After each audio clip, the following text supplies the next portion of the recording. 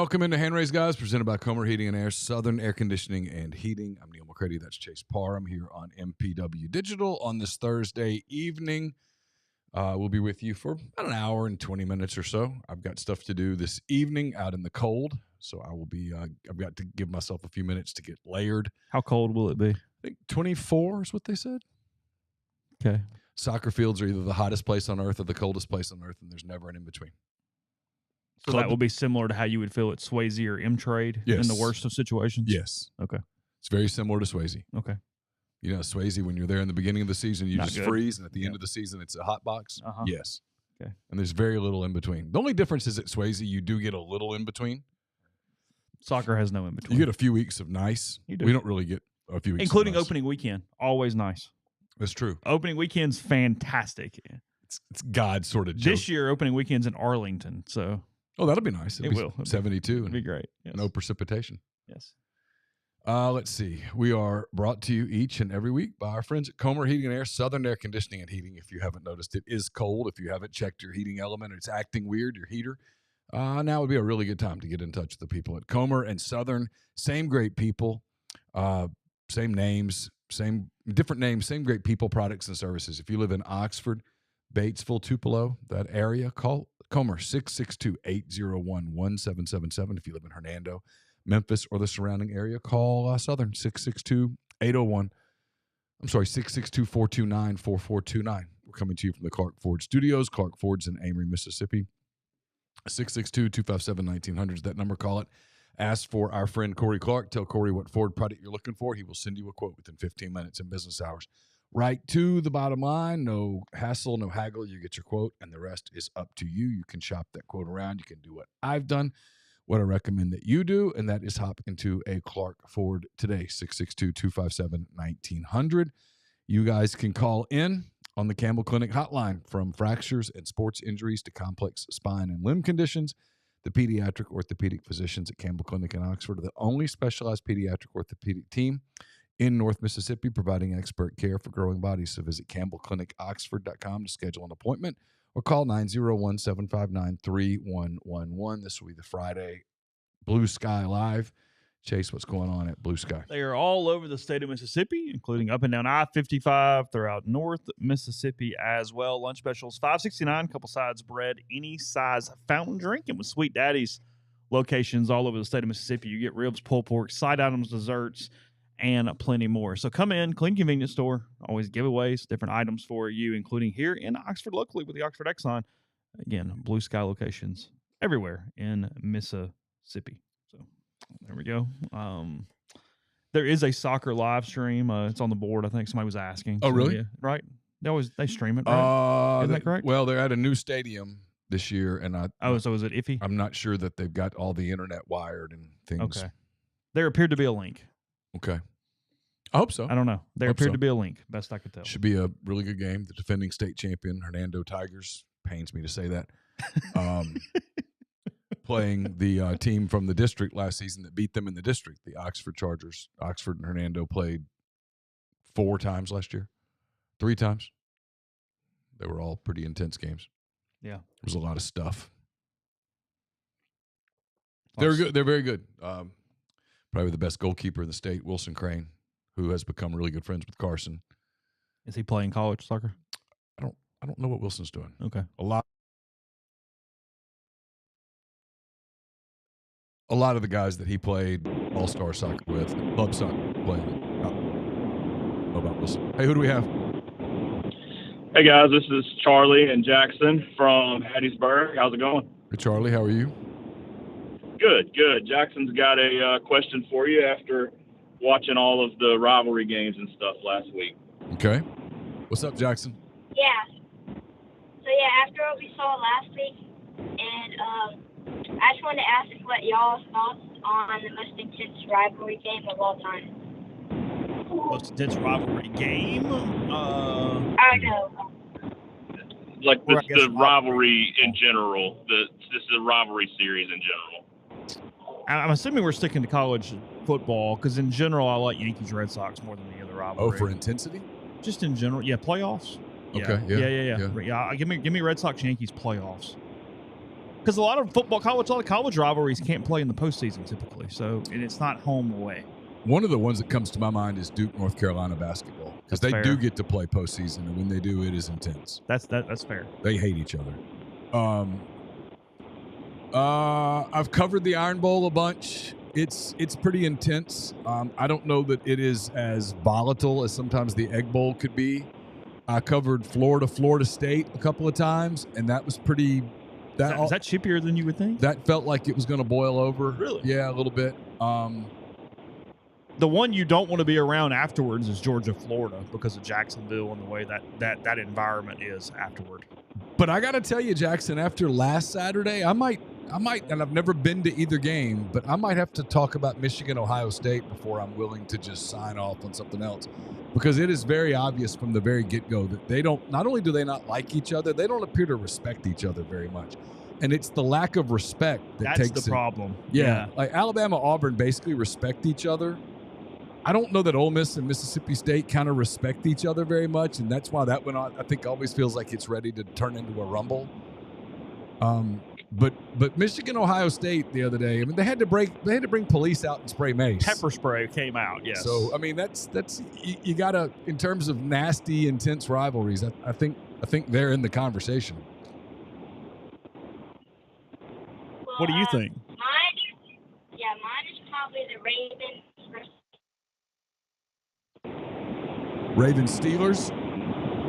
Yeah, because it can get ugly sometimes. That's fair. Yeah, it gets ugly sometimes for sure. Yeah, that you one, guys think that you think the Ohio State Michigan thing was maybe some embarrassment too? I mean, Michigan has had a disappointing season, and Ohio State was well on their way to the top 4 seed. And yeah, I mean, 100%. yeah, well, I mean, it was Michigan was like, well, even when we're down, we still beat you, and now we're gonna wave bye at your fans. The coach shot the arrow, the invisible pretend arrow across the field at Ryan Day. Oh, I didn't see this. Oh yeah, and then did he really? Yeah, like, he did. Like, yeah, like gotcha. And then the flag in the middle of the field. Although no one's been able to explain to me how you can plant a flag in. It's going to fall in field turf. You can't get it in there. But regardless, that was pretty rough. And it was a rough day for Ryan Day because he didn't even really react to the fighting. He just kind of ambled over, not wanting to even get involved. Yeah. And when you had it being a 180 against Sarkisian, keeping that from being a war on Saturday night. Yeah. Because I respect it. I really respected Sarkisian's on that game. Yeah, I really respected Sarkisian's stance on that. Yeah.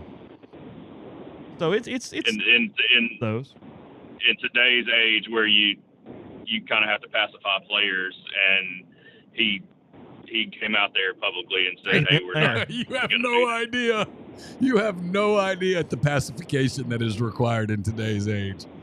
That's funny. If you only knew. That's good stuff. From week Jackson, 1. You got anything else? No, I think that's it. All right, Jackson. Thanks, Jackson. Appreciate you, buddy. Neal, I appreciated. Also, sorry, I appreciated your kind of vulnerability this morning on the talking about Bob Holt and that kind of stuff as well. So, thank you. Prayers to you guys and that kind of stuff. Enjoy the show and appreciate all you guys do. Thank you. Appreciate it. I tell you who else's stance I really appreciated, and we typically don't compliment him. We're complimenting some people we don't like this week.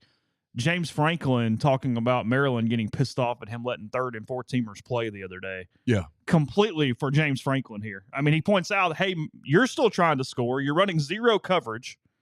My job's to put the 3s and the 4s in, but once they're in, they get to play football. Yeah. And he goes into the playoff and goes, hey, everything matters right now, and if you don't understand that, that's on you. That's not my fault. And beyond the playoff, right, is that you're late in the season. You've got a bunch of guys that have been through all the offseason stuff. They've went through all. Hang tight 1 second, caller. We'll get to you. They've gone through all the summer crap. They've gone through all the practices where basically they're blocking dummies. And all of a sudden, they get an opportunity to play. Their parents are in the stands. Their friends are in the stands. The game's on TV. Their high school coaches, their people are watching. You're going to say, okay, but now you've done all this work, and we're going to put you in the game. We're going to run 0 dives. But we're not going to do anything. No, you're going to let them play football. We're going to play football. Going to let you play football. So play football. You earned the right to play football. Maryland left their starters in and then bitched. Yeah, no. I have no issue at all. I mean, now if you leave your Is that starters Loxley in, still? Yeah. If you leave your starters in and run it up, okay, I kind of have, okay, sure. But if you're putting in backups and letting guys play that earned the right to play. Yeah. Hey, caller, go ahead. Hey, guys, what's going on? Hey, who's this? Hey, this is Corey in Saltillo. Hey, Corey. Hey, I just want to give you a little pushback. I think there might have been a little bit of maybe tongue-in-cheek with your comments with Tyler and Siskey or Siskey and McCready this afternoon on your article that you put up on MPW. Neal, I couldn't agree more. I think maybe if you only thought there were 2 readers that took away what you actually meant with that article, I may have been number 3, but I think it's a lot more than that. With the commitment quotient that the SEC has and the involvement and fan support, it's not apples to apples. Yeah. And so, with the amount of dedication that we have in the Deep South, it's a lot harder to go into schools and programs that maybe are 5-5 or, 6 wins or what have you, and they're going to get up for that game. It's not comparable to a Purdue. It's not comparable to a Cal. But anyway, I could go on and on and on to prove my point. But what I really wanted to pick your brains on, guys, is, okay, it's all about rev sharing. And I haven't gotten to finish Siskey and McCready or McCready and Siskey. I jumped on to listen to you guys. What does rev sharing, what type of effect does that have on lower tier schools in the SEC? And what I mean by that is, and I guess long term where I want to go is, you've got schools like Mississippi State, Vanderbilt, just to name a couple that come right off the top of my head, that have really struggled in this new NIL era. That could be from commitment of their collectives or their initiatives or whatever you want to name it. So help me understand this. So now it's going to be mandated that they have to share a certain portion of that revenue that they've already been getting, but just, however, have not provided to the players. Is that correct? Am I saying that right? They have to, but they can. They don't have to. So – yeah. So my question is, what effect does that have? I mean, so are you going to have schools that don't really seem very committed based on, the transfer portals that they picked up and the recruiting classes and things like that? Are there going to be some that just kind of rest on their laurels and kick their feet up and say, hey, school will bust its ass to at least hit the 20 and a half, which is going to be the cap in the SEC. Yes. They are going to bust their ass to hit that number because they're going to do it because they're all making hundreds of millions of dollars. They'll find a way to do that. Now, the question is how much is going to be needed on top of that through collectives, and then how high does that number go in an independent collective type of way? And I guess probably not, but it's also possible that a couple SEC schools don't include. That include Austin in the 20 million and don't do the 4 million for Austin on top of the 20 million. You don't have to. You can go either direction there. Bet they do. I bet they do too. But that would be the one. All right. Did you see what? Maybe there. Did you see what? Stay on the line with this. Yeah. Did you see what? Grind brings this up. Bud Elliott said this today. Did you see this? Neal, look, nothing would shock me. But if we get to the point where quarterbacks are making 10 to 12 million a year, that's not feasible at all in private money. Like it's just not like that. That's a level that nobody can afford. This is being recorded, right? I don't care. Okay. Do you understand that's a 600% increase? Yeah. 5 years ago. Do you want to do a history lesson now? You want to do like Professor McCready taking the lectern? I mean, now? You want to? I mean, I was listening to Wicked Game, American Elections. They're like, the date was January 17th, 1798. So the date was December 10th, 2019. Oh, real quick, Larry Joe, Austin payments are education-based payments. I'm using air quotes in every capacity there, that you can pay players in every sport for money that they use or cost through educational necessities, if you will. It's several $1,000s a year, and it adds up to $4 million for the entire athletic department, give or take. So you can put that in addition. Tyler says, Chase, careful. Yeah. I mean, We are 5 years ago. The average payroll on a SEC program was million bucks. Can I rephrase? Sure, you do whatever you want to. It's your show. If we get there, at least 3 sports will be cut at every school to get there. Well, yeah. We won't have tennis. We won't have golf. We won't have track and field. Yeah. At least, and maybe way more, but minimum. I'm just saying that would be. Are you waiting for a reaction? Because Yeah, I can cue one up, but I mean, does any SEC school cut a sport in the next 2 years?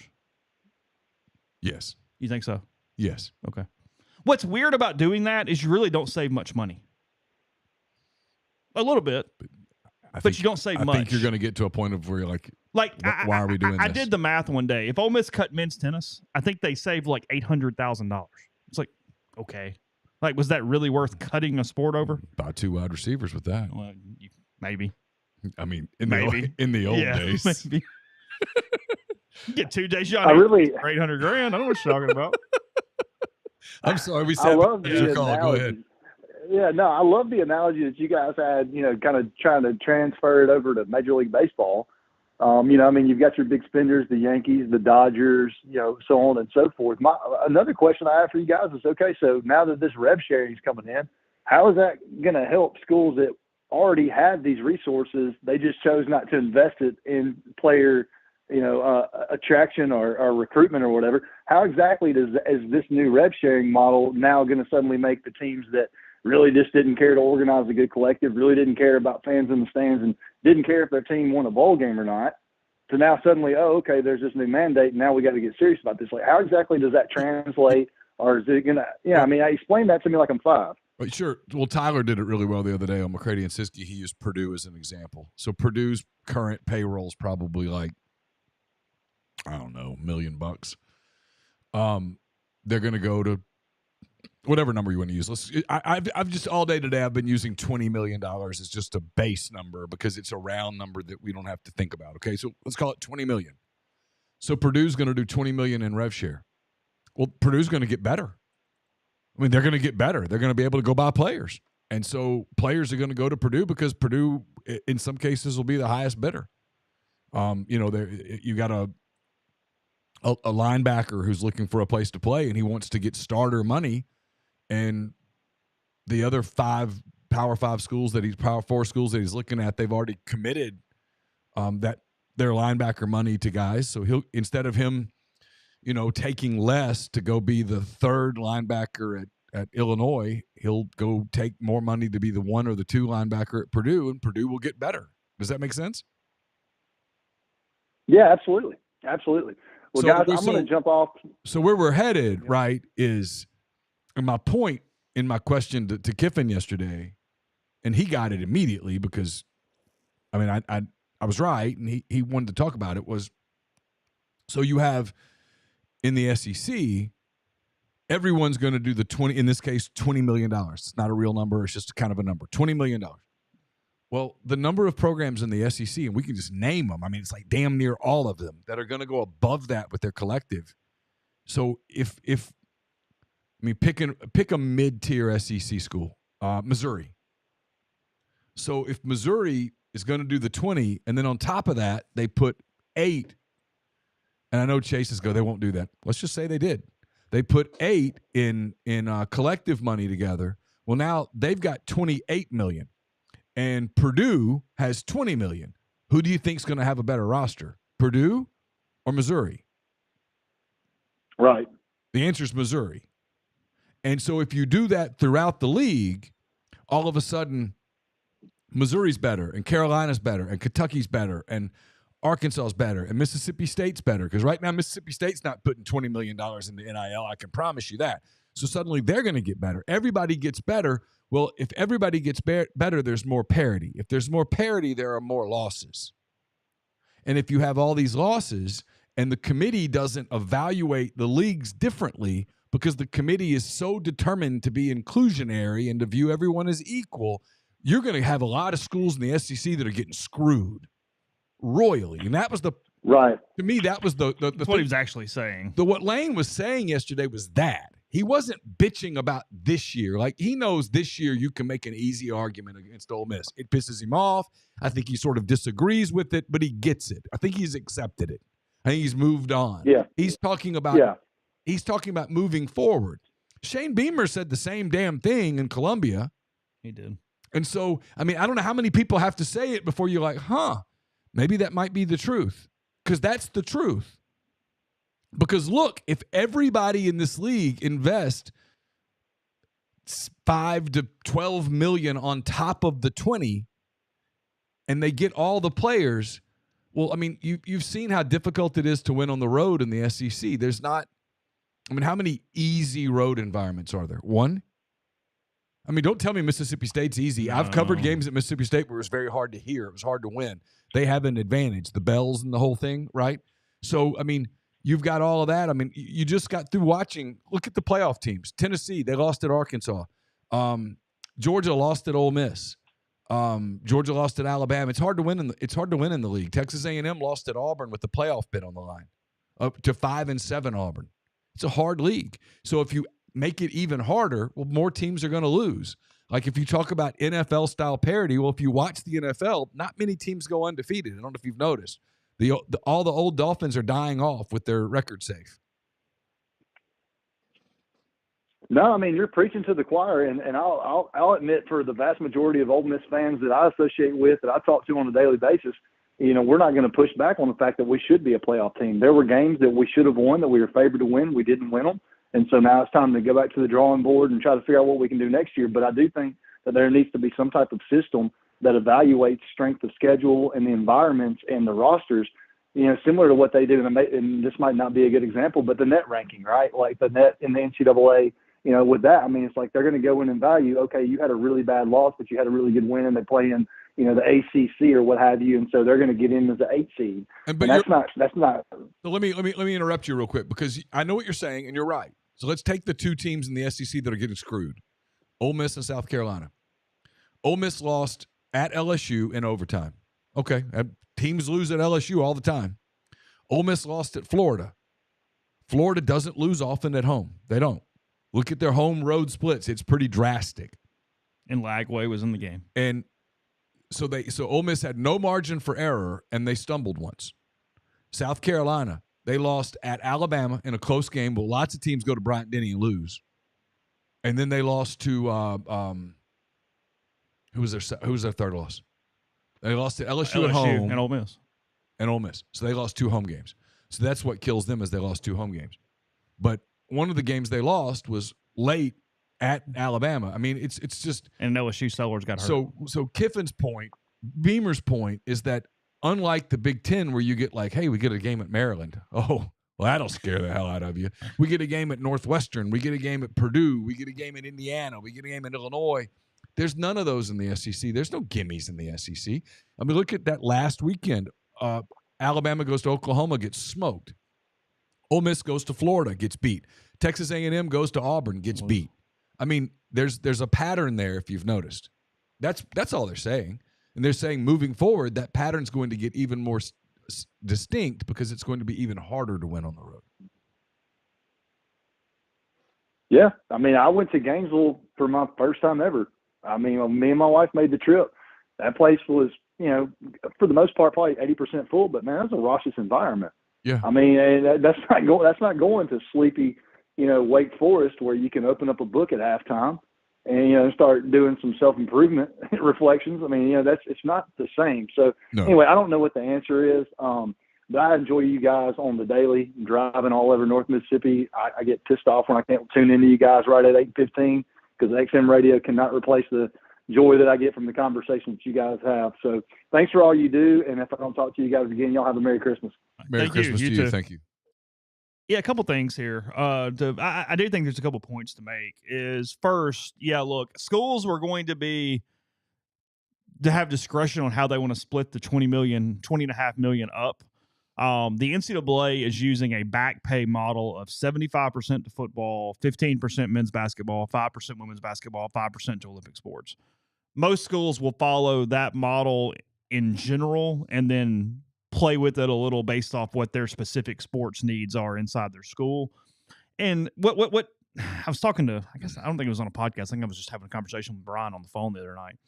But what's going to happen at a lot of these schools, and it's going to be a different level of this depending on their athletic budgets, is that a lot of the money now going to the collective is just going to go back into the foundation.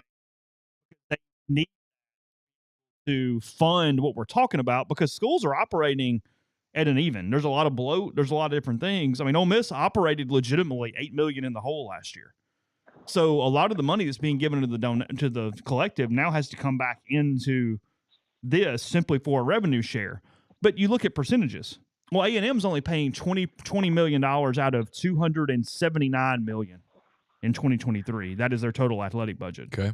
Again, gross. I don't know what they operate off of. It's fine. Ole Miss at 142. That's ranked 30th in the country.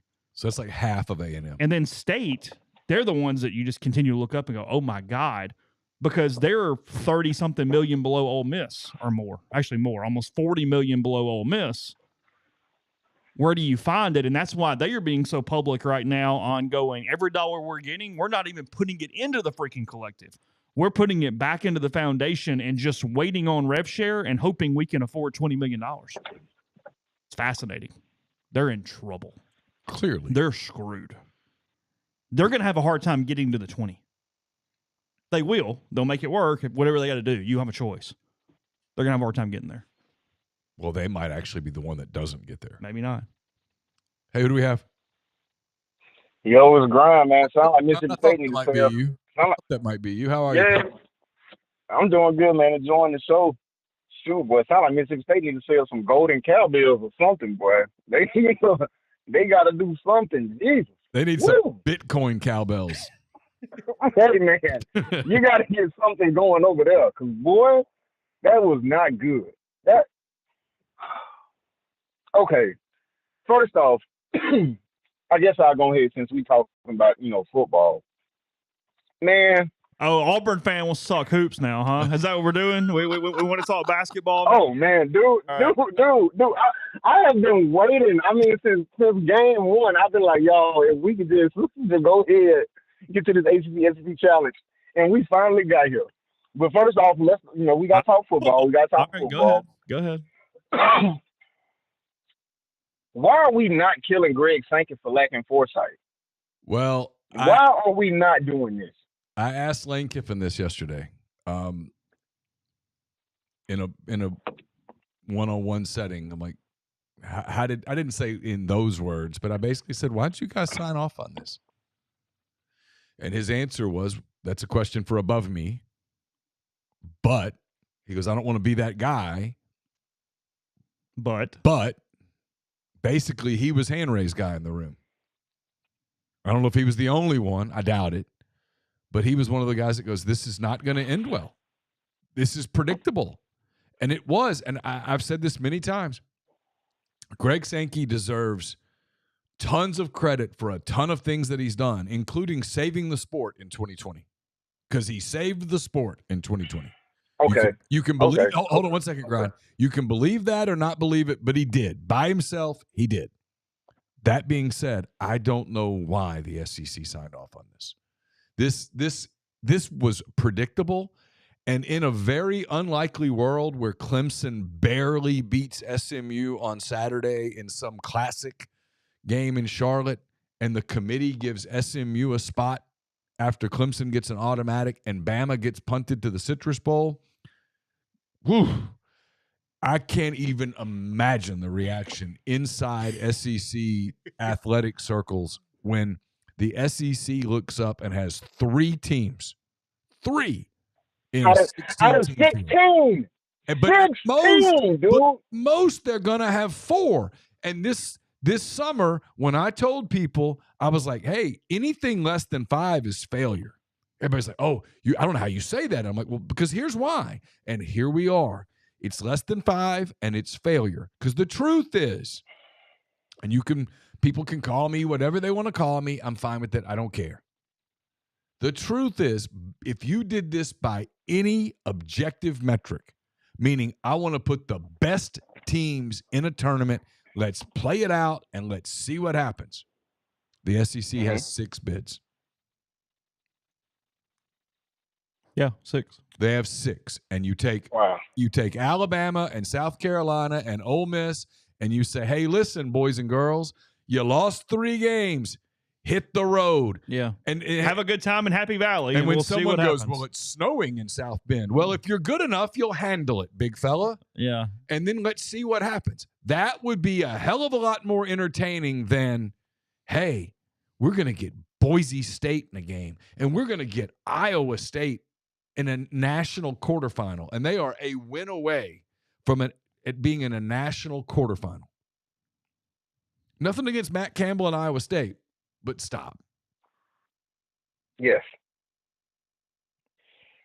My problem with Greg Sankey is that this, when I was back in the day, man, when I was doing stuff I wasn't supposed to. My OG said, man, if you got the best dope in the world, it's gonna sell itself. You're not gonna have to sell it. You're not gonna have to do all the propaganda or none of that. And Greg Sankey has the best dope on the block when it comes to college football. And he's treating it like Pablo Escobar. He was just straight reckless, money hungry with the product. He did not care. He forgot that fans are the ones that made the SEC what it was in the first place, and forgot all about in his whole chase of fortune and making the conference this rich, happy thing, which, hey, great, good job, you've done. But you forgot the people who got the SEC to this point. You got to think about, look, what's going to make these people happy? Because if you're okay, look, it's great. Because I say this, look, man, I watched the Texas versus Texas A&M game, and oh my goodness, I mean, the Longhorns just damn near captured my heart, boy. Oh my gosh, they just look fabulous. I mean, if I grew up anywhere but the state of Alabama, boy, oh my goodness, I don't know how you could be an A&M fan and you live in the state of Texas, and you have the choice between Texas and A&M, and you choose the school with cadets. I'm the same way. I don't. I was with you. I wondered all year, who will I be for when they played? And they were like midway through the first. I was like, hook 'em. I'm so hook 'em in that game. I mean, the uniforms, the way they swag, everything. The cheerleaders with the jerk, the little thing. The Texas cheerleaders have the chaps. The chaps. Yeah. And then and it's just the doing the hook 'em thingy on my show. And it's just like the heel. I don't know what it is. It's just that little arrogance that Texas carries with them plays so well versus A&M. It just plays so well. And so I was all Texas. I had a little moment to where I kind of got to be on the high horse and ride a bandwagon. That felt great. But you can't be in this situation where when you have this mega conference and you're gonna run this to where you're only getting 25% of your teams in. At most. Where 75% of the people can be pissed off. 75%. And that's people talking about, hey, if we get 4 teams in, that's solid. 75% of the people gonna be pissed off. And so let's say whoever finished 16 and 15 were just like, look, we never had a chance, whatever. The team that finishes 14th, I mean, what? Auburn fans finished 14th this year, and we're pissed off. We are allowing a system where there is a legitimate argument in this thing if SMU should be the last at-large bid. SMU. Yeah. And like pony up and all, I kind of like them, but come the hell on. Like, this is ridiculous. If Alabama gets left out, it'll all be changed next week at some point. Well, then I kind of hope, because this is failure. I mean, nothing against Boise. So, okay, but look, though, I'm going to say this. Does Boise belong in the tournament of top 12? Well, let's see. They're a problem right now because the damn committee doesn't even have them as like the at-large, the automatic. They have them literally in the field. I've noticed it. I've noticed as long as we have a 12-team playoff, I noticed the game they're going to play with the G5 team. They're never on God's green earth going to give the G5 team a home playoff game. They're either going to be the 4th seed or be on the road. They are never going to give them a home playoff game. Never. Not in the 12-team playoff. No, sir. We're not going to do that. See, I don't know why. I don't know why. that is not happening. This is the stubborn thing that people do that I can't stand. This drives me crazy, what I'm about to talk about. And I'll be quick. I read a story. I want to say it was in The Athletic. I can't remember. I'm not making fun of the story. The story was well reported. But it was these 4 people. They met in secret for a year and a half to draw up this bracket. I'm like, it took y'all a year and a half to do this? Like, I could have done that in a day. Like, what are we doing? And so my deal is, hey, admit it's bad. Fix it. Nobody complains about more football, and especially if every team's going to have at least a $20 million payroll. Because back in the day, it was we can't play extra games because it's the kids. It's too much on the kids. All right, well now they're millionaires. Shut up. Oh yeah. I don't. Yeah. Oh no. So let's expand it to 16. Have 8 on campus games. Play 4 of those bad boys on a Friday, 4 of them on a Saturday. It's December. Nobody works in December. Nobody works on Friday, December the 20th. Nobody does. Literally nobody. Shut up. Do 4 games on Friday, December the 20th, 4 games on Saturday, December the 21st, and now you got your quarterfinals.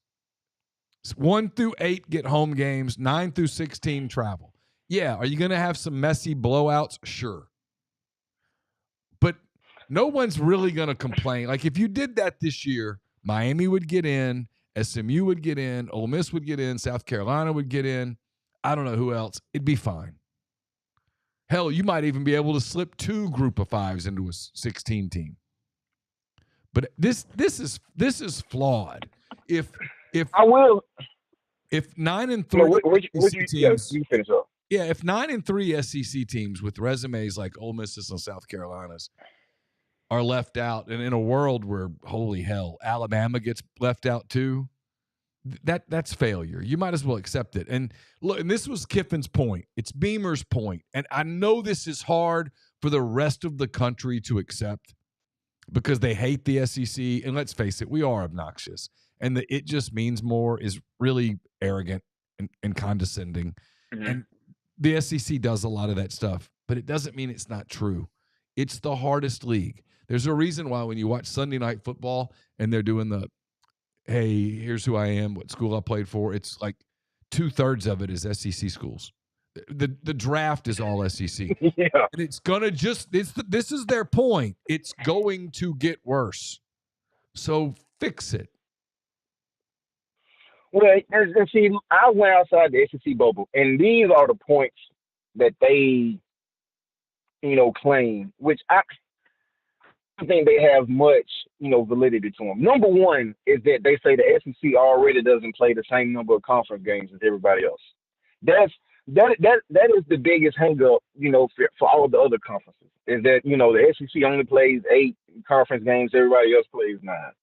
And that I'm thinking in a world where we do go to a 16-team playoff, I'm thinking that you're probably going to have to shorten the regular, like some game is going to have to get axed. Like, I'm thinking they probably making an 11-game conference schedule. And you probably have a 10-game conference schedule, to be honest with you, a 9-10-game conference schedule in that world. Well, but you have to. I can tell you one damn thing, Grind. Good luck to the people that are pushing that 9-game conference schedule now. I mean, they had it in before this. They should have went ahead and got it.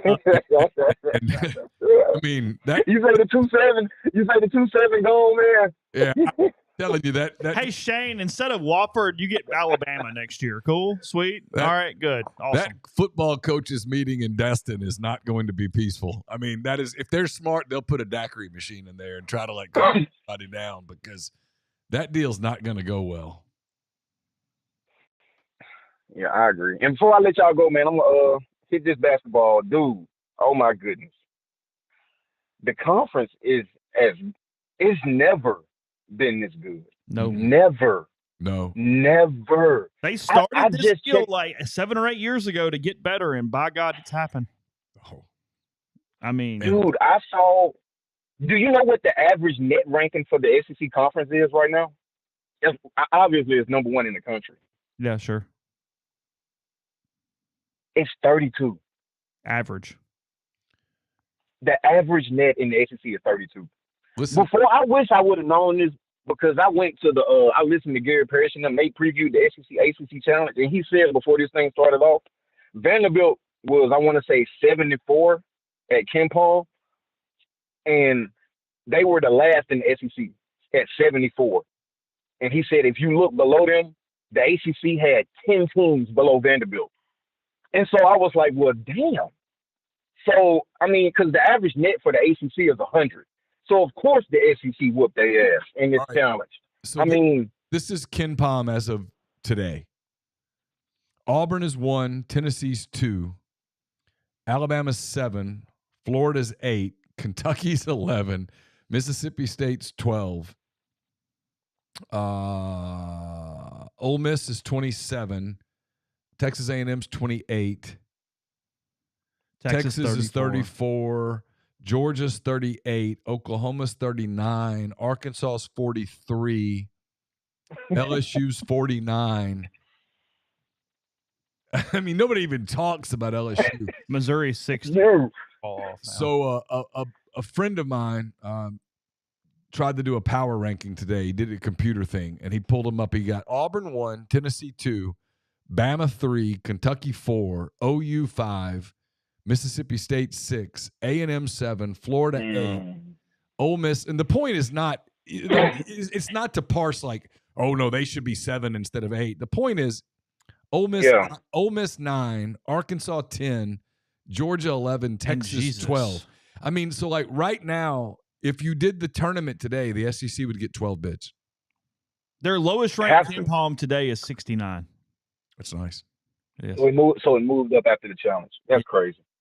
That's South Carolina, Bob. That is crazy. I mean, you got Ole Miss at 7-1 with a 27 net, and they're potentially bottom half of the conference at 9, and you're like, that's probably low, but you can make the argument for 9. I mean, it's a legitimate argument. Yeah, no, in my personal opinion, I think both of the Mississippi, I think Ole Miss and Mississippi State finish above Kentucky in the regular season. I mean, you've got Arkansas at 10. I think both of them. You got Arkansas at 10 here, and Arkansas is an absolute lock for the tournament if you see it today. I mean, Louisville was shorthanded, not great, and Ole Miss disposed of them as they should. But like last night, State beat the hell out of Pitt. And that's going to be the ACC's second best team. That's the ACC's second best team right there. They're going to be better than North Carolina. Just pounded them. Well, somebody on the board said that over whatever period of time, Ole Miss was number 1 in the country in offensive efficiency over like the last 6 games or something. Yeah, and that told. I can believe it because look, that's going to be the way Ole Miss wins ball games. I mean, Bama didn't just beat North Carolina; they humiliated them. Nobody goes into Chapel Hill like that. Man, don't get me started on last night, man. I had an underdog parlay, man. I had Creighton on the money line, then I put my dogs on the money line. Man, that hurt last night. Oh my gosh, you ran into future. So goddamn good, bro. Future goddamn, he's so good. Future Thunderstar Cooper Flag. God, dude, man. When we get no way get that Clippers pick, it's gonna land number 1. Hey, I'm gonna tell you this though. It was 2 lottery picks on that floor last night, and the other one played for Auburn, and it wasn't Broome. It's Todd Pettiford. Oh yeah, he's very good. That dude, that is a NBA point guard right there. I mean, frankly, that is a flag that got you last night. It was that damn freshman that hit all the threes in the first half. Came off the ball.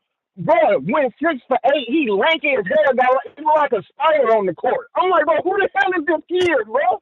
God, dog, man, 6 for 8, dude.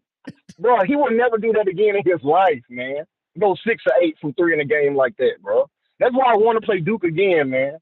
But I'm gonna let you guys go. But like I say, I think Ole Miss is gonna be a top.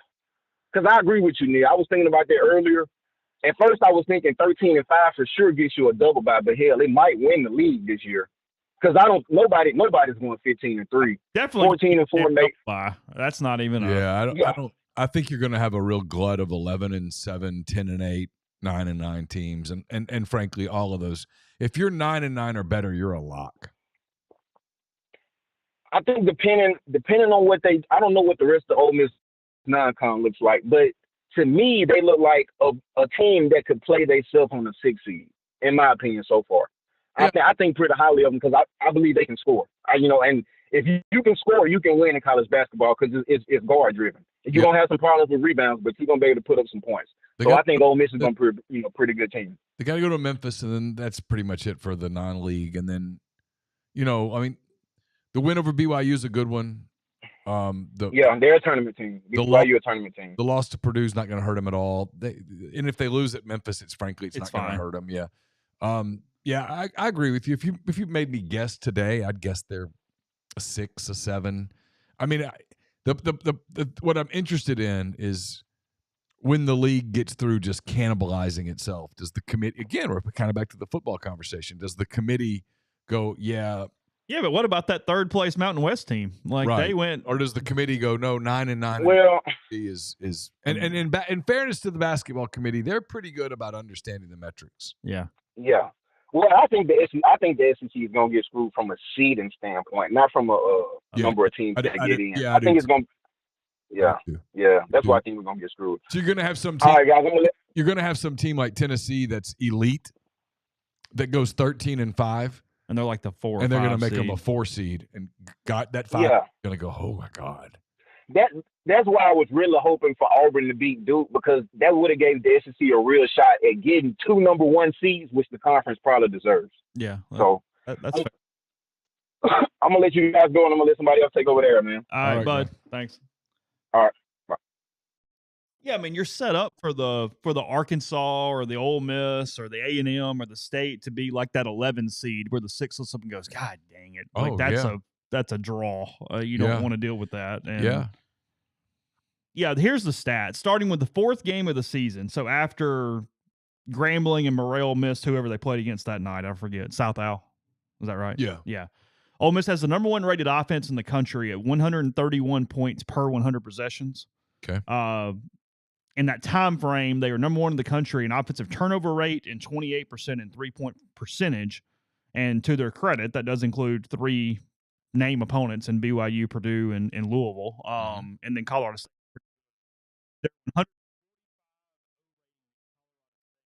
Single highest game performance since a 149 against Arkansas in 2015, and the second since they began tracking in 2008. Oh. So that was against Colorado State. Again, thanks to N. Carr there on the message board for compiling that. Who do we have? Hey, guys. It's Talbot. Hey, Talbot. What's up, man? Oh, just cooking some spaghetti. How are y'all? Good. Good. Hey, you doing a pretty simple spaghetti recipe, or are we going a little more detail? What are we doing? We're going brown the meat, brown an onion, cook the noodles, mix it together, pour it in the sauce, and let's go right around like a Christmas light. Are you a night of or a next day? It's better. Do you like letting it kind of marinate together for like overnight, or you prefer it like before you mix it all together? It kind of depends how I'm feeling. If you do it the next day, microwave a little bit of cream cheese in there, mix it all together, soften it up. It gives it a little kick. It's pretty solid. You messed me up though. So you put the noodles in before you put the sauce. So you mix the noodles with the sauce. Mix boil the noodles, pour the water out. Yeah. Add the sauce, mix it together, and then pour the meat in. Mix it all together. Oh. Now save a little bit of that starch water so the noodles don't stick together, and then pour it back into the finished product. See, I like to put the noodles down first and then put the sauce on top. Yeah, I do too. I keep it separated. Yeah, I don't want it to get married. You don't want to marry. I mean, it's all going to the same spot eventually, so why not just start it there? Yeah, I know. It's a thing for me. It's you add Parmesan cheese. I just put some in there. Of course, yeah. Yes, I think you gotta have the Parmesan cheese and not mixed in. Yeah. Mix it in and then sprinkle some more on top when you eat it. Oh, you mix the. Oh, wow. And you got to have a little bit of butter in there when you make the noodles too. No mushrooms, butter. Just onion. Tonight just onion. I used up everything else cooking for Thanksgiving last week, so Neal got fridge is pretty bare. Mushrooms I don't want mushrooms in my spaghetti. I usually just do peppers and onions, no mushrooms. Okay. So no peppers tonight. I'm sorry. Been eating, no. I was just going. Well, Neal, first of all, I before y'all started here, I heard your relationship with the guy who just passed away in Arkansas. I did not want you to think that my tweet earlier was any way directed towards that. I knew that. Oh, and was just joking with you. Yeah. I mean, Bob was. If you've paid attention to social media today, universal. Just the outreach of people. Eric Musselman, the USC coach, former Arkansas coach, had a really, really touching tweet about Bob, and I mean, so many people did. Greg Sankey and Nolan Richardson.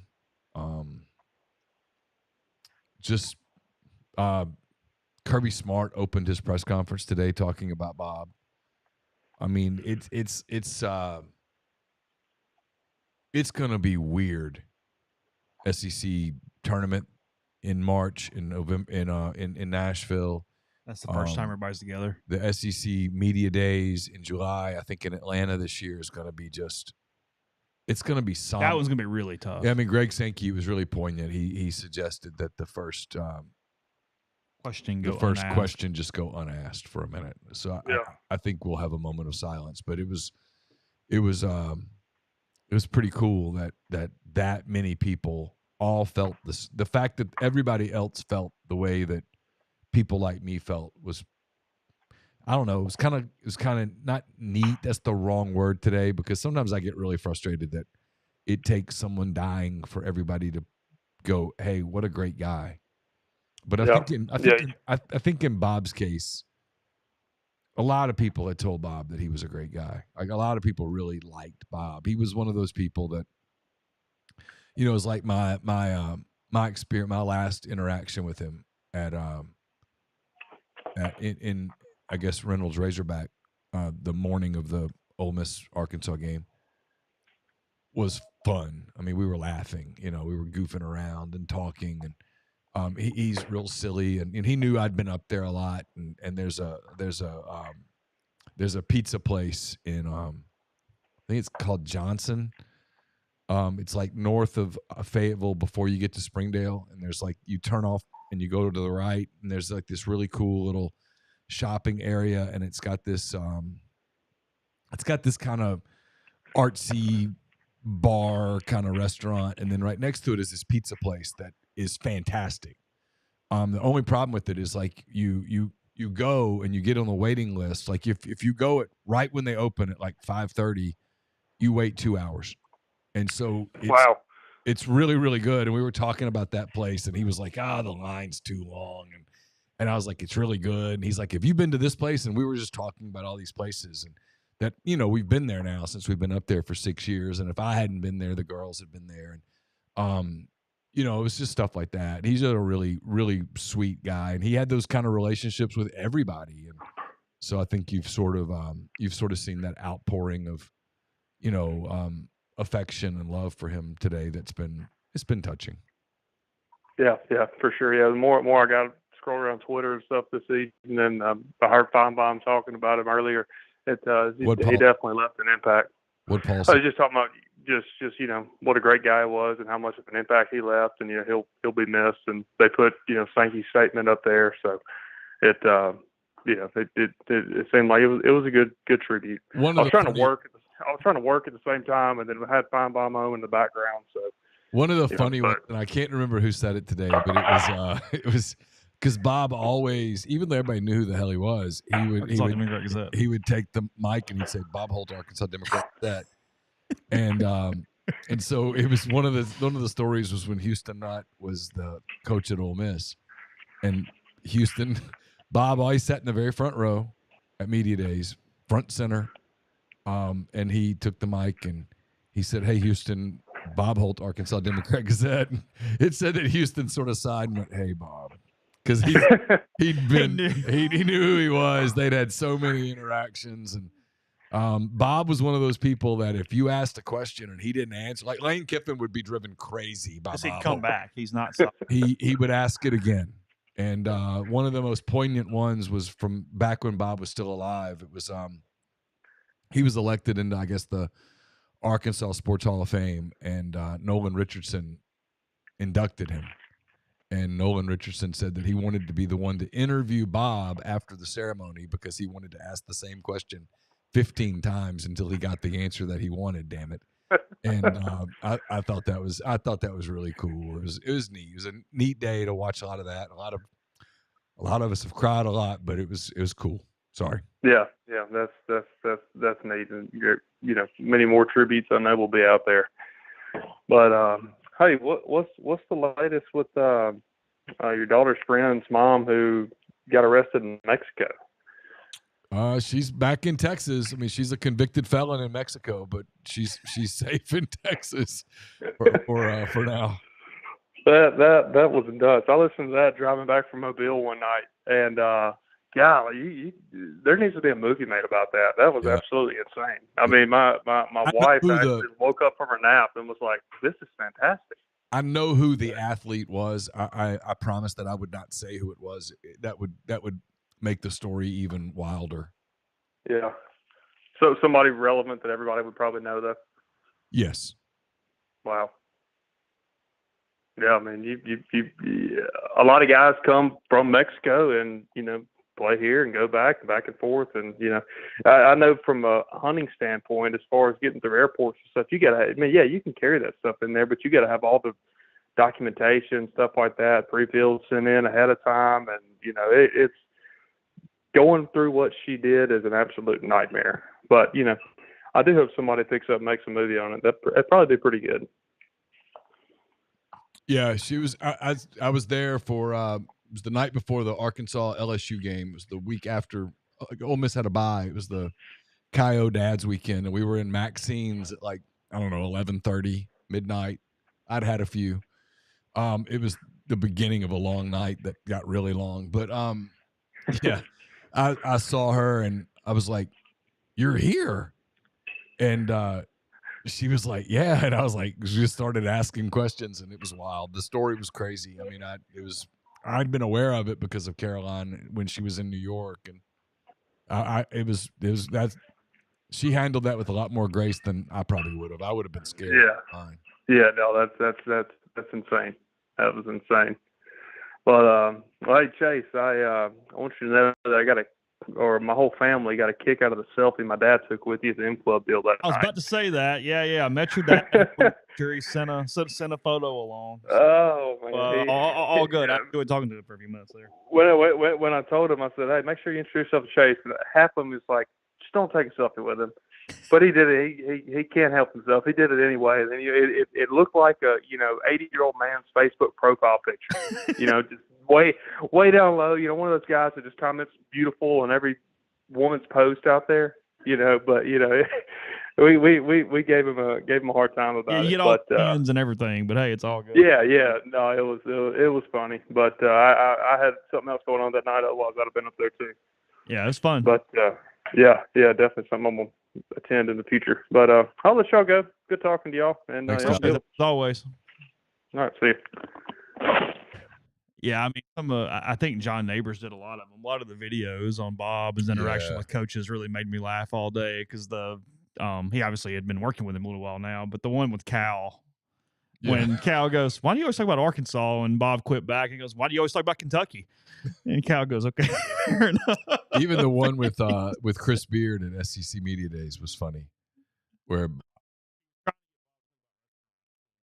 quite get him. He was. Yeah, Bob was trying to ask him about Keith Carter. Yeah, because Keith is from Arkansas, and Chris was like, "Well, I know you're going to ask me about Arkansas," and so Chris, who used to coach at Arkansas Little Rock, started talking about Little Rock restaurants, and Bob was like, "I live in Fayetteville," and he's like, "But you've never been to Little Rock?" And they were just kind of going back and forth, and Bob really wanted to ask about, "Hey, Keith is from Arkansas, and this is."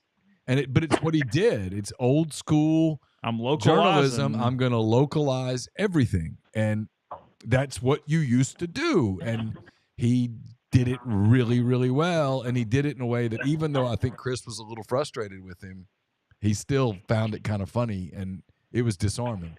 It was like, "Hey, I'm just trying to get to this question." And Chris was like, "Well, yesterday was Keith's birthday." And Bob's like, "Well, I'll have to look into that, And Chris is like, "You don't take my word for it?" And Bob's like, "No, I'm going to second source anything." And it was just great. I mean, it was old school meets new school, and it was just kind of funny. I mean, I laughed at it. I laughed at it months ago before I knew that, but I watched it again today, and it was great. Hey, caller, who's this? How y'all doing? It's Zach in Memphis. How are y'all? Hey, Zach. Real quick, before I ask about Ole Miss football, I want to say y'all's programming, MPW Digital, I've been listening for years. It is incredible. Y'all got great mix. Tyler, Siski, and you, and then Chase, all of your stuff you do. I listen to a lot of sports-centered podcasts with different universities, and y'all mix life and sports better than anybody I've heard in a long time. Y'all do a great job of that. Thank you. But with Ole Miss, would it be? I mean, if this happens again, what you said about the 16-team playoff would solve everything. But just like America, college football is stupid, and they're not going to change their ways. Can the SEC not just say, look, I mean, hell, we've got one championship game. Let's have a fourth-place game. I mean, to me, South Carolina's out of it because they've lost to Alabama and Ole Miss. Yeah. But let Alabama and Ole Miss play for it. I mean, they got the stadium. They can play a 12 o'clock game and a 7 o'clock game. Yeah. And have it all. I mean, I know that that's too stupid for anybody to really think of, but I mean, to me, it's got to be played out on the field. And the way that they have it, I love what Lane Kiffin said. Nick Saban can fix this problem. I do think that he can. I think if you put him in there, you put other guys that know football, it needs to be the best 12. This stupid thing with the ACC and the Big 12 it's a joke. This is two different sports. It's fair. And I don't understand. As an Ole Miss fan, I know we shot ourselves the Kentucky game. We all said that for a long time. Yeah. But still, we have 3 losses. Alabama has 3 losses. Let's let us play for it. Wouldn't kill us.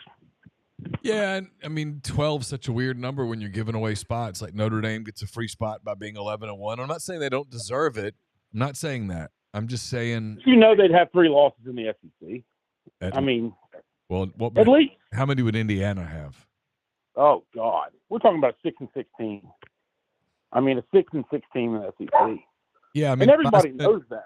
So if I took the 6-6 teams in the SEC, Oklahoma, Arkansas, Vanderbilt, is there one more? Let me add Florida at 7-5. And I have Indiana play those 4 teams. 2 in Bloomington, 2 on the road. What's their record? 1-3. Yeah. I agree. And vice versa. You put Florida with Indiana's schedule, they're probably going to be 11-1. They're the playoff team right now. With Lagway? Lagway, yeah, yes. they're in the playoffs. And it's got to be talked about. I don't know how they're going to change that because they're so – just like everybody's got to get a trophy. Everybody's got to get a place at the table. And I'm so glad that Kiffin came out and said it. But I don't think enough people heard what he said. I don't think nationally people are really hearing it because you listen to those national shows. They don't get what he's saying. I mean, your article was spot on, Neal. It wasn't bad. There was nothing bad about your article. Yeah, I don't know. I led with, and maybe I did it to myself because I led with, let's get this part out of the way. Because that's not what he was talking about. He wasn't going, we got screwed. That's not what he was saying. And maybe I was made that point too early in the story because it got no national traction at all. So I did something wrong because there was too much material there. His point. You listen to other. Yeah. Go ahead. Go ahead. No, go ahead. Well, I was seeing clips that your caller before was talking about. I'm sorry about your friend as well. Obviously, I didn't know him, but it seems like the entire sports community did. And Feinbaum did have Michael Casagrande, is that his name? Yeah, Michael, yep. He had him on the show today talking about it. But right before that, they had a clip of Feinbaum on whatever is it First Take or whatever on ESPN in the morning? Yeah. And the loudmouth used to be the NBA guy. I can't remember his name. Stephen A. Smith, maybe. Yeah, he was like going nuts. SMU loses, they're not in the. If they lose to Clemson, they're not in the playoffs. He was freaking out about that. I'm like, SMU's played nobody, and if they lose to the team that lost to 2 SEC teams by pretty big margins, I mean, they have no right to be in the playoffs. And I don't think the national media is getting it because they want to be so fair to everybody. Yeah. They want everybody to have a seat at the table. And they don't like just 2 different leagues. They don't like the No, they don't. Yeah. But you would think that ESPN of all people would be all for it. Well, the But relationship for me, is so new that I don't,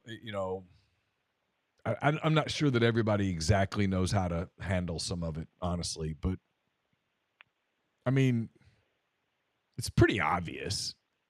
I mean, you don't. You can watch the teams and watch the games. And now look, this is hard for SEC people because everybody's conditioned to hate each other. Man, whoever gets in, you need them to win. oh, no doubt. And you need to win by big margin. You need a Georgia-Texas final. You need a Georgia-Texas, Georgia-Tennessee final. You really do. And that way you can just go middle finger to all of you. Yeah, I mean. And to be honest with you, I know that a lot of people won't be doing this. I'm going to be pulling for the Big Ten as well. I want the Big Ten and the SEC to break away. I know that the Big Ten is a very lopsided league right now. I know that it is. It's very top-heavy. But I would rather see the Big Ten and the SEC break away than anything. Because that's big sports. That's big football right there. You know what? And I think that they can. I said it during the year when everybody and maybe everybody learned the lesson this time. But like this time next year, when your rivals in September are playing non-con games, win them. You don't want them to lose. You did not want Florida. I agree. You did not want Florida to lose to Miami. You didn't want Arkansas to lose to what ended up being a god-awful Oklahoma State team because those games got thrown in your face. You want the rest of you. You're going to have to adopt a basketball mentality to football. As fans, man, it's hard to do, but it needs to be done. It doesn't matter what you do in your living rooms, but you know what I mean. Yeah. You know, like this week, everybody's going SEC, because they went 14-2 against the ACC, and I'm like, you need to do that in football. Yeah. Yeah, I mean, to me, if this happens this way, they've got to address this year, especially if what we think is going to happen and these teams blow out these garbage teams. And this may not happen. They may be close games. And we may lose some of these games, but I'm with you. We've got to pull for them. And I hate to say, and people will say, we can look at bowl games. Like if Ole Miss goes to a bowl, if we lose our bowl game, we're going to have opt-outs. People aren't going to be invested in the game. We may play a Colorado team that's all pumped up. Yeah. It's different. But it's a hard game. You can't. A lot of people will point to that, the bowl season, but a lot of our teams that'll be in the bowls will have a lot of opt-outs. Oh yeah. So, I don't know. But I've talked too much. But thank you all again for what you do. And sorry again about your friend, Neal. Thank you. All right now. I'm gonna get to Austin's super chat in a minute. Sorry for missing that earlier. Why don't we have Drew Lock out on the table? What are we doing? He played the other day, and so I had him out. Okay. You know, for the OGs, I got yelled at by his sister that time for making fun of him on the podcast that week. It was Drew Lock's sister that was not happy with my jokes at his expense. I've got to remember to do my Heisman vote this week. I've almost forgotten a couple of times this week. I think Jonty's going to pull it off, and I put him at 1. So he's not making my 1. You gonna enjoy that? Nope. Austin, he says, correct me if I'm wrong. We're not 100% eliminated yet. If UNLV beats Boise State, Boise's a 10, so they're likely out. UNLV's in. In that scenario, does an SMU loss put Miami and Ole Miss in? No, because they're... You're out. No. I mean, they basically said they're not... The problem is you're even behind Miami. I mean, I guess there's a world in some weird thing where maybe Miami would have a chance, but I'm having to think about this as you say it for a second. If there's really only one. No, it's still the same number of teams. Yeah. If Clemson beats SMU, it comes down to SMU or Alabama. If SMU beats Clemson, Alabama's in. Because you're moving up, but you have to be spot up. Yeah. Because you go out. And you an automatic that's taking one of your spots at that point. Correct. I think. Yeah, it's not happening. No. Hey, who do we have? Hey, it's Matt from Brandon. What's up, Matt? Nothing. I came in late. Has any news been put out about Weiss leaving or anything? No, not that I've seen. I mean, I don't know whether there's going to be a shakeup on the staff or not. There certainly wasn't going to be one before the end of this week. They weren't going to do it in the middle of recruiting. It would just be stupid. You know, I think there will be a change or two on the staff. I don't think there's going to be this massive staff overhaul. I really don't. I think one or two. Tops. Maybe, yeah. Yeah. Is the offensive line coach coming back? I don't know. I'm sure that's a conversation that will be had, but I don't know. I mean, I think so. The question that has to be asked, and we're not the people to answer it because we're not in the building. I mean, it's Lane. He has to, address whether he thinks it was an evaluation problem or a development problem or a culture problem or what.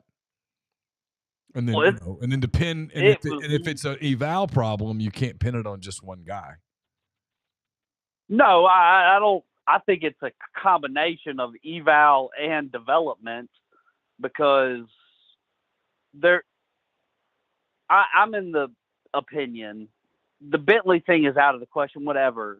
The bigger question is why guys like Caleb Warren, Jeremy James, and the left tackle never got back into a rotation.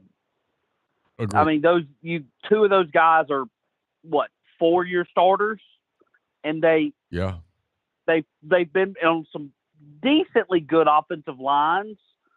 And my biggest concern was you would think even playing them as rotational players, you would have thought you would have seen them more with the struggles on the offensive line. And that to me is a bigger concern than anything is. I think there's a lot of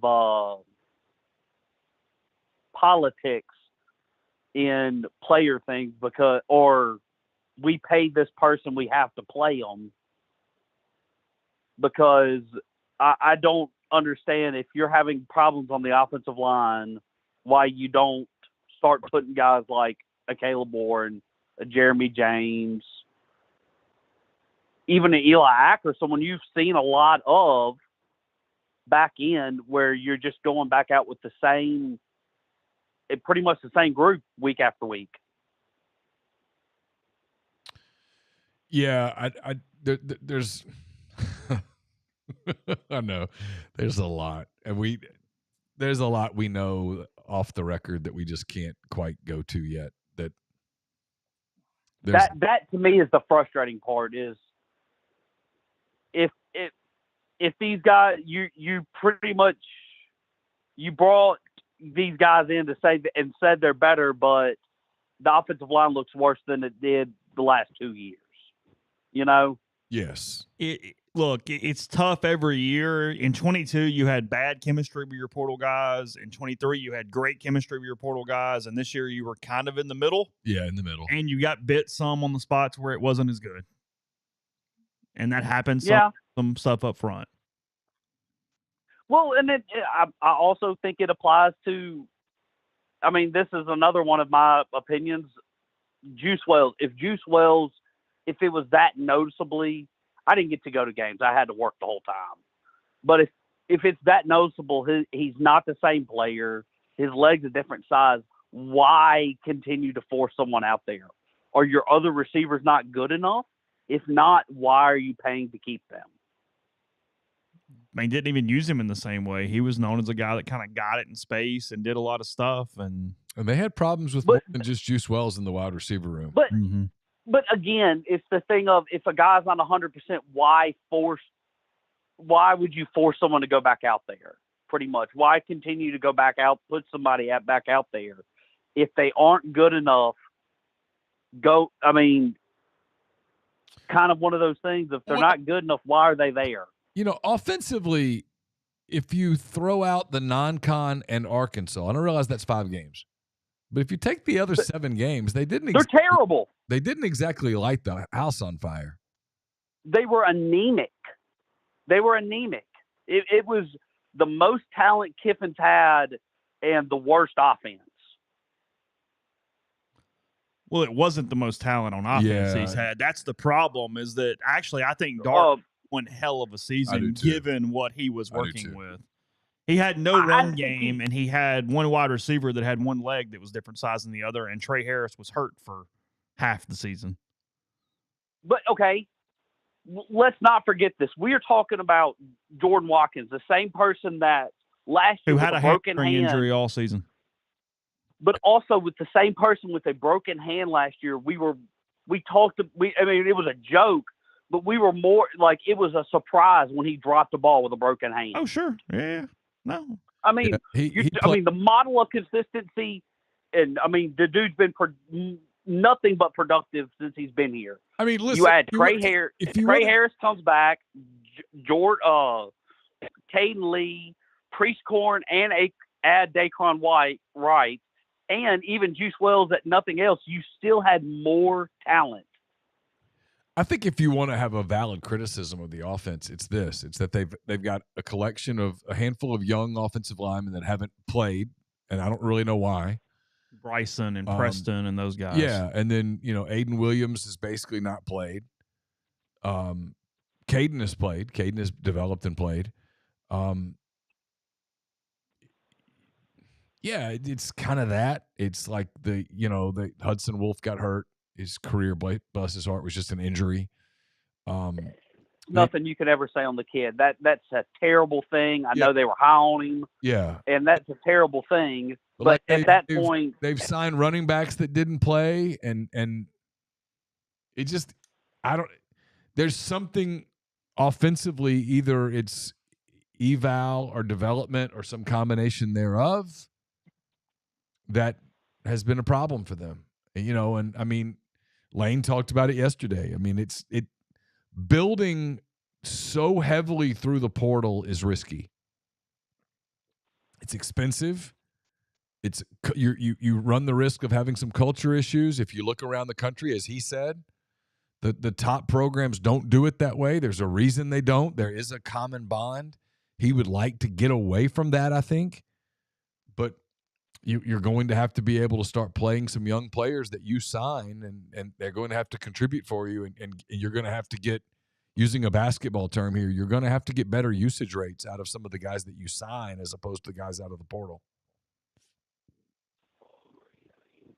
Sorry, I grew up around football my whole life. I had a grandfather that coached and everything else. I was always told death by formation.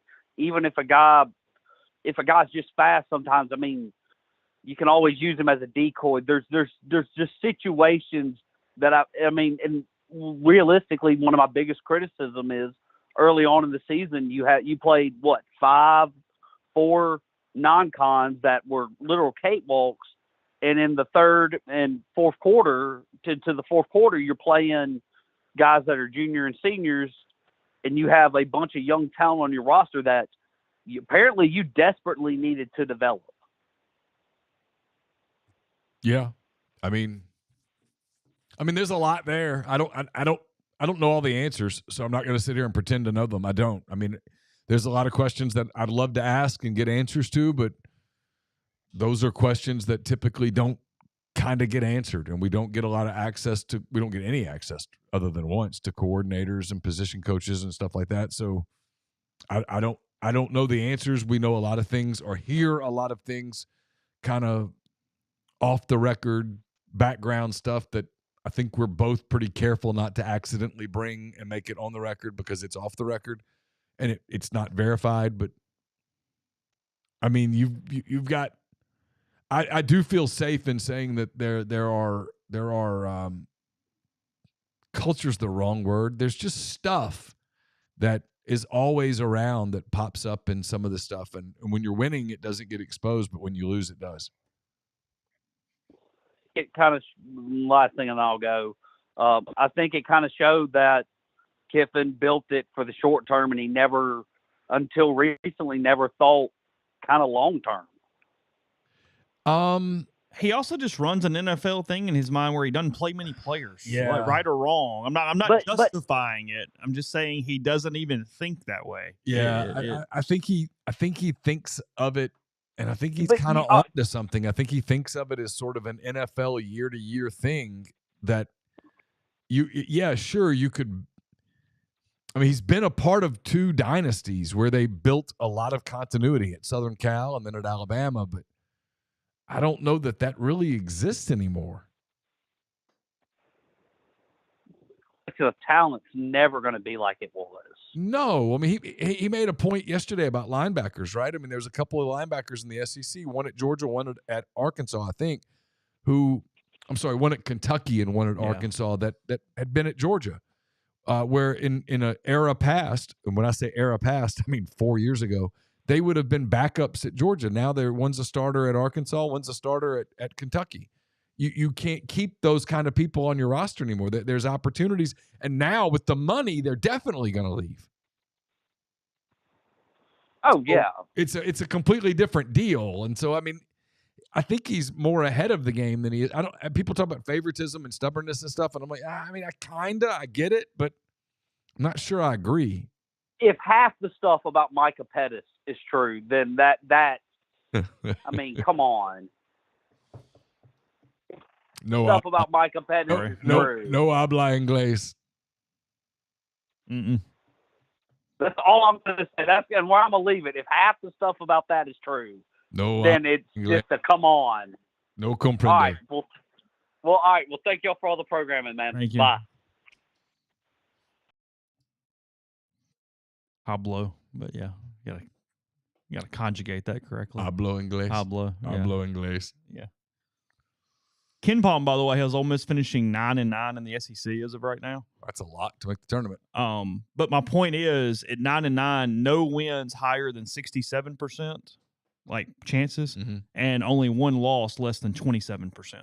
So like everything's just in the middle, just beating the hell out of each other. Yeah, that's about right. At Alabama is the only one where like, yeah, good luck.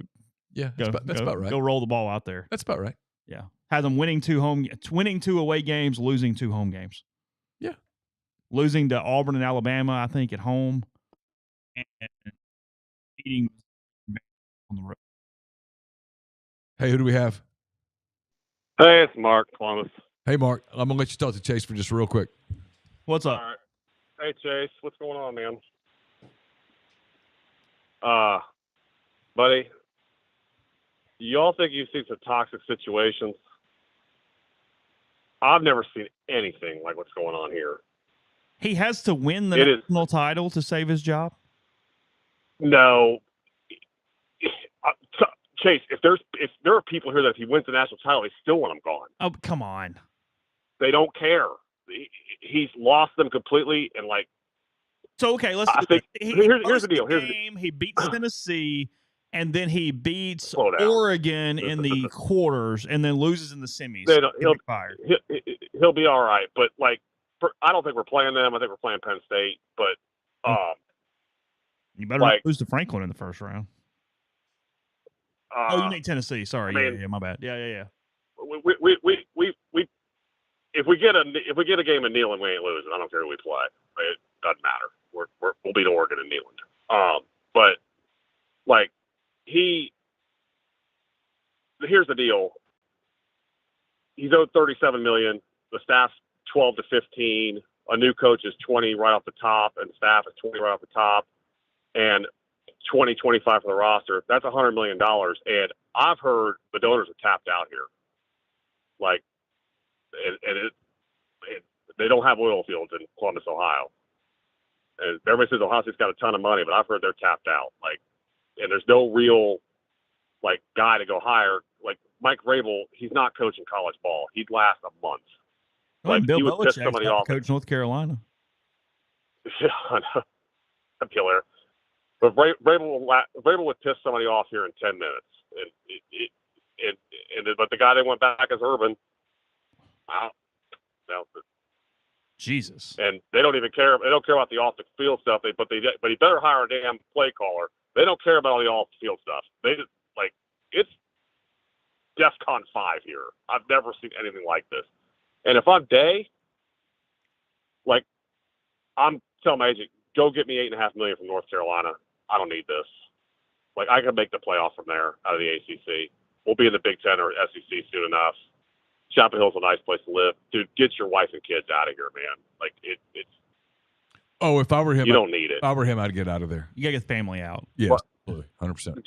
Get out of. Like I'm telling you, get out of here. Like yeah, he's well enough. He's thought highly enough of elsewhere to get another job. Absolutely, go.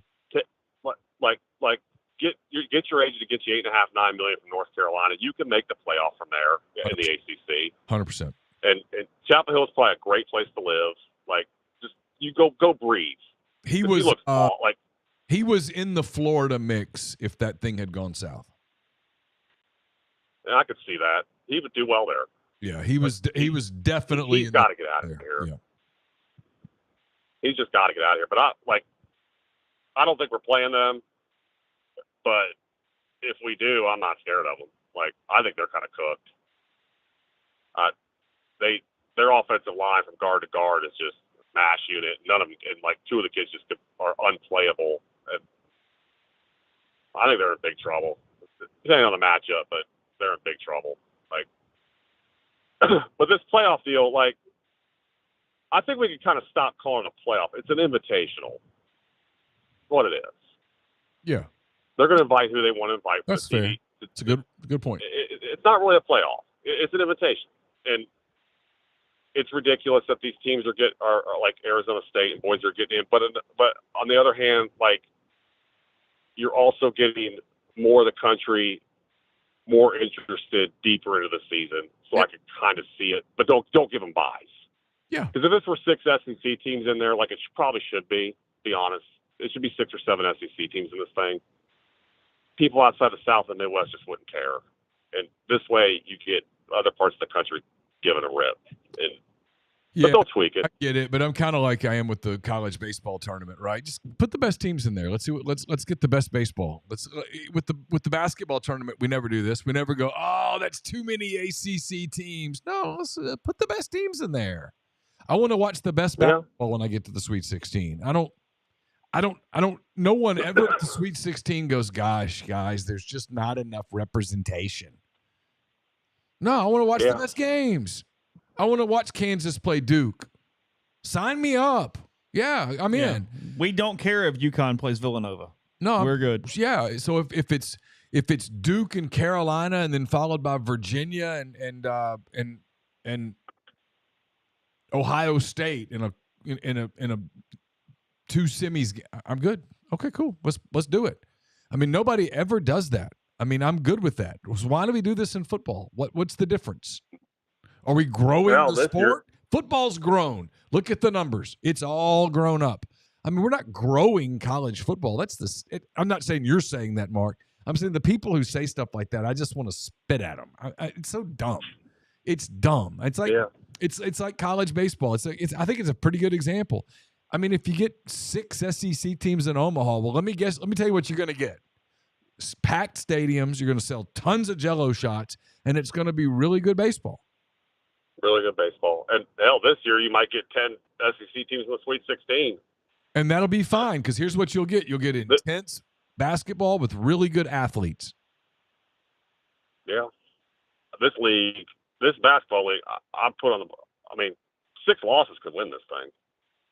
Oh, yeah. You know how hard it's going to be to win? You know how hard it's going to be to win a road game in this league? Really hard. I think 13-5 will win it. I mean, I think 12-6 probably won't, but yeah, but look, like Chase was just doing with Ole Miss at 9-9, you're in. I'm like, oh, you're locked. I mean, that's like a lock, and so that tells you about the league.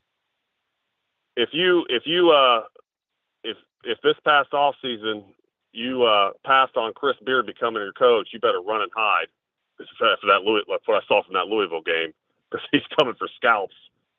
Yeah, if they can figure out rebounding a little bit, and they appear to be starting to kind of maybe sort of figure it out. If they can get to where rebounding doesn't hurt them, where they're just kind of like net neutral on rebounding, they're going to be scary as hell.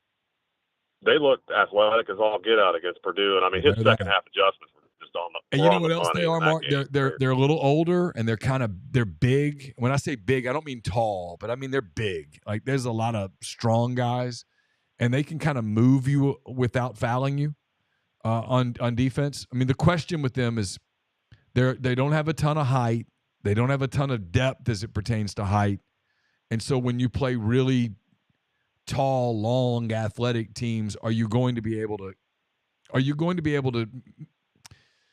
negate the rebounding disadvantage to the point that you still have a chance to win? Or is it going to be the thing that kills you? Like the thing that, I mean, listen, if they rebound just a little better against Purdue, they win by 8 points. That's kind of what got them a little bit, was just Purdue got some second chance opportunities, and that'll be the thing. I mean, that's the one deficiency that, and they admit it, but they're working at it. They seem to be getting a little better. If you're going to have faith in any dude, that dude's top 3 in America, man. Like maybe top 2. Like after Hurley, he's the best coach in my money. He's the best coach in the country. I mean, he's very good. That guy knows what he's doing. But this league, Auburn, Tennessee, like I think we're going to be number 1. Don't know if we really are. I think Auburn's the best team, but Auburn at Tennessee might be the game of the year in the league, or maybe Auburn, Alabama. But yeah, I think Auburn, Alabama, Tennessee, you could put them in a hat. Yeah, there's not a lot of difference. I just so who do you got winning the playoff? Boise beating Iowa State. Before you see the bracket. UNLV and Penn State in the final. Yeah, something like that. Yeah. SMU, Boise, be fun. Does anybody beat Georgia if they got their A game? I know they've only seen it maybe 6 quarters the whole year. I think Texas could if they have their A game. I do think Oregon's really good. Yeah, they're legitimately good. It's a big postseason for Lanning. Yeah. Excuse me. And he doesn't play Ohio State this coming weekend. Do you think they pound Franklin? I kind of do, because I just don't like. I don't bet on Franklin in big games. Because if they get beat convincingly, I think they fall. If they lose, I think they fall behind Ohio State. If they get beat convincingly, I think they fall behind us. I think that's fair. Because they have nothing on the resume. No. I mean, we don't really either. We have a home win against Alabama. That's it. But they got. I don't know. You got a road win. Penn State coming to Neal. The road win at Oklahoma at night looks better now than it did. Yeah, and we have a home win against Florida, I guess. Yeah, for sure. But the thing that ticks me off about Ole Miss not making it is because, like I said, I think they're one of the 5 teams that can win it in the whole country because they have the depth on the defensive line and the athleticism. That's the thing that pisses me off about it, them not making it. Yeah, they'd be fun to watch in the tournament. They'd be more fun to watch in the tournament than a lot of the other teams. And Indiana. Yeah, I mean, what would be fun is if you told Ole Miss, hey, you blew a game you shouldn't have blown, and we're going to punish you by, hey, South Bend. And hey, it might snow. Get over it, right? That'd be fun. I mean, all the people that would go, well, God, it's not fair that it's the snow. Well, if you'd beaten Kentucky, the game would be in Oxford. That would be fun. That would be fun to watch. And we're not getting that. I kind of feel like we're getting cheated. Like, I do too. I'd love to watch Lenora Sellers in the tournament. That would be fun. He's electric. I don't need to see Indiana in there. I saw what I needed to see out of them. Of course. They're not going to hold up. If they go down to Athens, Kirby's going to beat them 49-0. I hope it happens. I really do. I hope Georgia just demolishes them.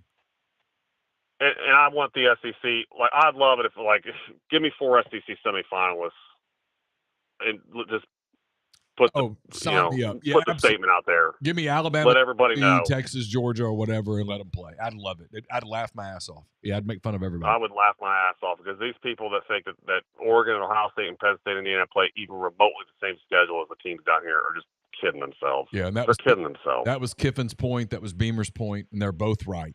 Everybody goes, they're whining. I'm like, no, they're not whining. They're telling the truth. Go look at the NFL draft that's come this May and tell me that you're playing against similar athletes in the Big Ten and than you are in the SEC.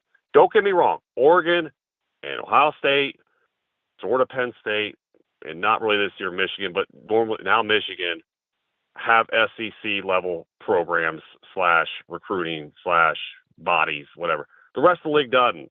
No, they just don't. Illinois doesn't. Illinois is Kentucky. Yes, maybe. Give Illinois Kentucky's schedule. I don't think they have.